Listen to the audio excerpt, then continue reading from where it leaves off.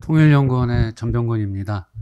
네, 저는 앞에 김준영 교수님께서 발표하신 내용하고 어떻게 보면 세트를 이룬다라고 볼 수 있겠고요.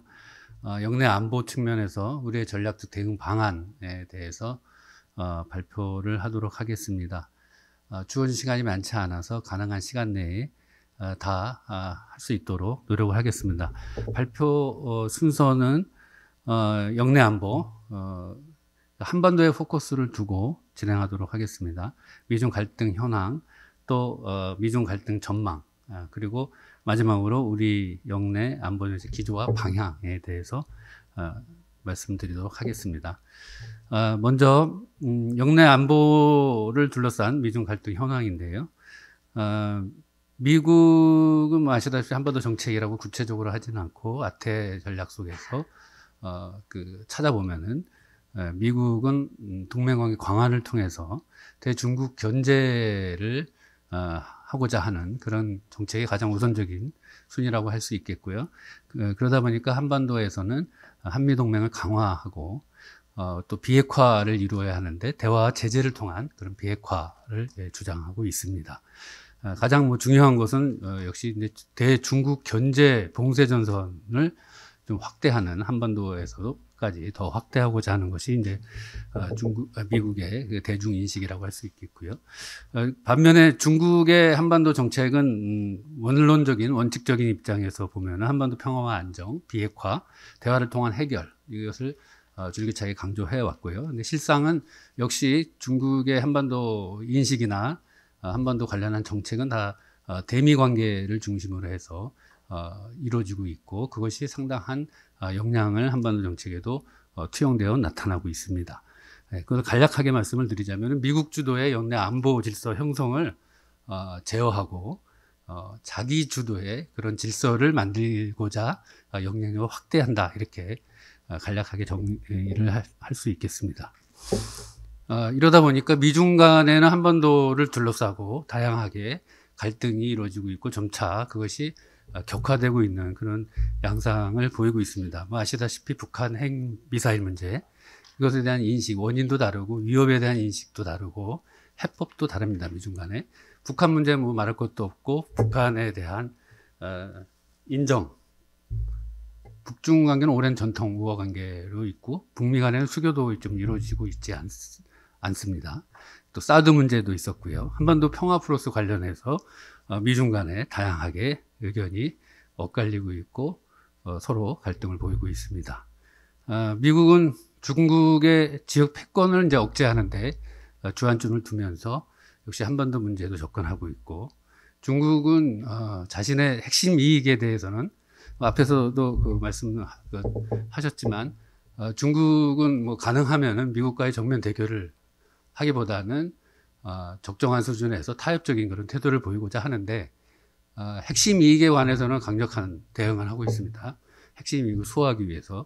한반도 문제가 사실 직접적인 중국의 핵심 이익은 아니지만 핵심 이익에 영향을 미치는 그런 요소들에 대해서는 역시 중국도 단호하게 대응할 수밖에 없고 그건 사드를 통해서 사드의 사례를 통해서 우리가 확인해 볼 수 있고요. 이 과정에서 또 하나 변수가 이제 북한인데 북한도 안보 관련해서는 역시 미중 전략 경쟁 구도를 잘 활용하고 있는 것이 아니냐 이렇게 평가가 되고요. 그 이전에 중국이 비핵화 문제, 제재 문제 이런 데에 있어서 미국하고 어느 정도 일정한 협력을 보이고 있을 당시에 북중 관계가 그다지 좋지 않았었습니다. 근데 이제 북한이 평창 올림픽 참가를 계기로 해서 미국하고 대화를 하면서 남북미 3자 간의 대화가 이루어지고 미국 주도의 어떤 질서가 형성되는 것이 아니냐 중국이 그에 대해서 상당한 의구심을 갖기 시작했고요. 북한은 그걸 또 적절히 활용해서 그 이후에 중국과 다섯 차례 정상회담을 개최할 정도로 중국의 협력을 좀 견인해내고자 하는 그런 모습을 보이는 그런 정책도 펼쳤고요. 그 이후에 하노이 노딜 이후에는 이제 북한이 중국과 더욱 긴밀한 그런 모습을 보이면서 그 속에서 자신의 어떤 생존 공간을 확보해내는 그런 모습도 우리가 확인할 수 있습니다. 이상의 이 미중 갈등에 대한 한 번 더 둘러싼 미중 갈등을 평가를 해보면은 이념과 체제 그리고 가치관의 차이로 인해서 미중 간에는 상호 이제 불신이 가득하고요. 또 영내의 패권 경쟁은 점차 전략적 이익의 충돌로 확산되고 있고 강화되고 있다 이렇게 보여지고요. 그에 따라서 한반도에서 미중 양국은 상호 영향력 경쟁으로 좀 치닫고 있습니다. 이러한 영향력 경쟁이 여파로 한반도에서의 평화 프로세스의 우선순위가 약화되는 그런 부정적인 측면도 볼 수 있습니다. 바로 이어서 이 영내 안보를 둘러싼 미중 갈등을 전망을 해보면은 미중 간의 어떤 전략적인 경쟁 관계가 점차 더 구조화되고 있고 또 장기화될 것으로 보이고요. 또 한반도 문제에 관해서는 복합화의 그런 추세도 나타나고 있습니다. 그러니까 협력적인 그런 측면도 분명히 존재하는데 또 대결적인 그런 측면도 당연히 또 있고요. 지금 단계에서 이제 경쟁 단계라고 볼 수 있겠는데 이런 것이 이제 복합적으로 있는 그런 추세를 보이고 있고요. 이것이 이제 한반도에도 영향을 미치는데 이러한 한반도 영향은 크게 이제 두 가지 차원에서 볼 수가 있겠습니다. 기회 요인과 도전 요인인데요. 기회 요인은 우리한테 기회로 작용할 수 있는 측면이 있습니다. 물론 뭐 가만히 있는다고 해서 저절로 기회가 생기는 것은 아니고요. 이것을 우리가 어떻게 잘 발굴해서 활용할 것인가라는 데에 포커스를 둘 필요가 있는데요.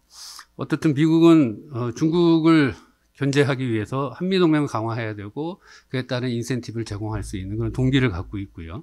중국 역시 반대로 한미동맹이나 한미안보협력이 강화되는 것에 대해서 좀 약화시키고 또 제어하기 위해서 한중협력을 유인하고자 하는 그런 동기를 갖고 있습니다. 이것이 이제 우리한테 보면은 이제 기회적인 그런 측면이라고 할 수 있겠고요. 불행히도 이제 도전적인 측면이 훨씬 더 많이 있는데요. 앞에서 말씀했으니까 자세하게 말씀을 안 드려도 일단 뭐 군비 경쟁 그에 따른 불안정성, 불확실성이 증가하고 있고요. 한미일 대 북중로의 이런 구도를 촉진할 수 있는 그런 측면도 있고요. 미중 경쟁에 잘못해서 빠져들어가는 그런 위험도 있고 또 또 그에 따른 우리의 대내외적인 전략적 자율성을 약화시키는 우리의 주도력도 약화시키고 이런 측면들이 있습니다. 한반도 문제, 북핵 문제 해결이나 한반도 평화협력, 한반도 통일까지 포함한 한반도의 여러 가지 이슈들이 좀 약화되는 관심에서 멀어지는 그런 부정적인 측면도 있습니다. 이에 따른 쟁점들은 아무래도 전략적 경쟁에서 갈등으로 확산하는 미중 관계 하위에서 운영될 가능성이 높고요. 미중 관계만이 아니라 여기 북한이라는 변수까지 고려하면은 남북 관계까지 같이 미중 관계, 남북 관계, 물론 더 뭐 북중 관계 미국까지 한다면 더 어려워지긴 합니다만 어떻든 이 2x2의 관계만 하더라도 상당히 고차원의 방정식이 형성될 것으로 예상이 됩니다. 이에 따른 뭐 여러 가지 쟁점들이 있고요. 네. 마지막으로 우리의 영내 안보 정책 기조 방향을 설명을 드리겠습니다. 우리는 이제 국익에 입각한 일관된 그런 외교 원칙을 설정할 필요가 있겠고요. 그걸 적용할 필요가 있겠고, 이것은 어떤 정부가 들어서든 사실 우리 정부가 널뛰기 하는 식의 그런 정책을 펼치기보다는 가능하면 일관된 그런 원칙을 설정하고 그것을 잘 적용해서 꾸준하게 가는 것이 또 대외적인 그런 메시지를 보내고 대북 메시지를 보내는 것이 우리의 국익에도 많고 한반도 특히 평화, 영내 안보 측면에서는 지름길이 아닌가 그렇게 나가는 것이 이렇게 생각을 합니다. 그래서 그런 맥락에서 일단 필요하고요. 두 번째로는 이 균형과 해칭의 실용 외교라고 볼 수 있겠는데요. 한미 관계를 근간으로 하고요. 앞에서 더 말씀해 주셔서 기조적인 차원은 뭐 이 부분은 우리가 한미 관계만 숫자로 비중으로 표시를 하면은 한미 관계가 한 7이라고 하면은 한중 관계로부터 얻는 이득은 한 3이라고 하면은 우리가 하나만 택해서 7만 얻고 둘 중에 하나만 택하면 7을 얻는 게 맞겠죠. 근데 가능하면은 두 개를 다 얻을 수 있는, 실질적으로 어렵다 하더라도 최소한 7 하나만 얻는 것이 아니라 8과 9까지 얻어낼 수 있는 그런 이제 외교를 펼치는 것이 이제 우리 국익에도 부합한 것이 아니냐 이렇게 생각을 하고요.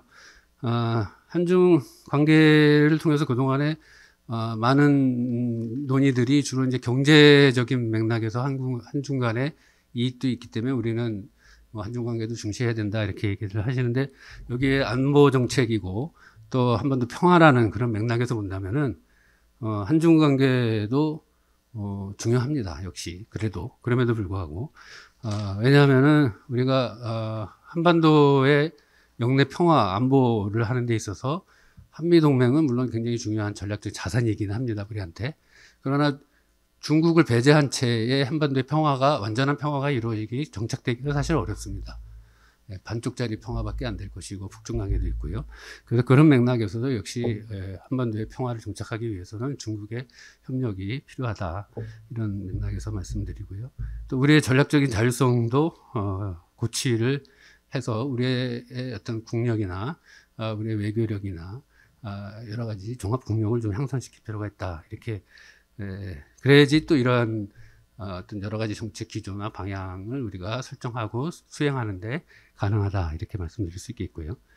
그 다음에 대외정책 방향, 기조 하에서 대외정책 방향은 민간한 현안에 따라서 사안별로 선택적 협력을 통한 외교를 해야 되고, 또 어느 일방으로 편승하는 것보다는 절충적인 그런 편승을 지향하는 것이 좋고, 또 전략적 모호성보다는 가능하면 전략적 명확성을 추구하고 앞에 원칙을 설정해서 그것에 맞춰서 가는 것이 보다 더 우리 국익에 부합하는 것이 아니냐, 이런 생각이 들고요. 국제적인 그 소다자 협력을 좀 활성화시켜서 기존에 있는 한중일이나 한미일 이런 협력도 있지만 이것은 한반도를 둘러싼 뭐 한미중이나 혹은 남북중, 남북러, 뭐 이런 남북미중 이런 그 다자 협력도 좀 활성화할 수 있도록 우리가 적정한 국력도 갖고 있고 외교력을 배양을 해서 충분히 할 수 있지 않나, 이런 생각이 듭니다. 그 다음에 남북 정책 방향으로서는 한국의 전략적 가치를 지속적으로 제고할 필요가 있겠고요. 그 다음에 남북 관계의 안정적 관리, 이게 또 중요하고요. 남북 협력 활성화를 또 해야 우리가 우리의 주도력을 또 가질 수도 있고, 앞에서 말씀하셨듯이 또 한반도가 미중의 경쟁에 또 이용되지 않고 우리가 추구하고 하자 하는, 결국 그것이 이 동북아 지역이나 세계 평화에도 기여할 수 있기 때문에 그런 맥락에서 정책 방향을 가질 필요가 있다라고 판단이 됩니다. 마지막으로 전략적 고려 사항인데요. 지금 현재까지 또 앞으로 미래 쭉 봤을 때의 미중 간의 이런 전략적 경쟁은 이 상수화가 이미 됐습니다. 이런 상수화가 된 상황에서 한국이 대미 편승, 미국의 편승하고 대북 압박을 만약에 선택하게 된다면 북중 관계가 긴밀해질 것이고 남북 관계도 악화될 것이고요. 그렇게 예상이 되고요. 그러나 한국이 미중 간에 적절하게 해칭을 하면서 대북 포용을 선택하게 된다면은 북한은 나름의 자주시 그런 노선이 좀 더 확대될 것이고 남북 협력도 확대될 수 있는 그런 측면이 있습니다. 물론 이게 지금 이론적으로 말씀을 드리는 거, 실제 현실적으로는 뭐 이렇게 딱 뭐 두부 자르듯이 되지는 않겠습니다만 그 안에서 이제 이루어지겠지만 이런 것을 이제 고려를 할 필요가 있다. 그래서 그 안에서 전략적인 그런 선택을 할 필요가 있다. 이렇게 말씀을 드리고 저희 발표를 마치도록 하겠습니다. 네, 감사합니다. 예, 감사합니다.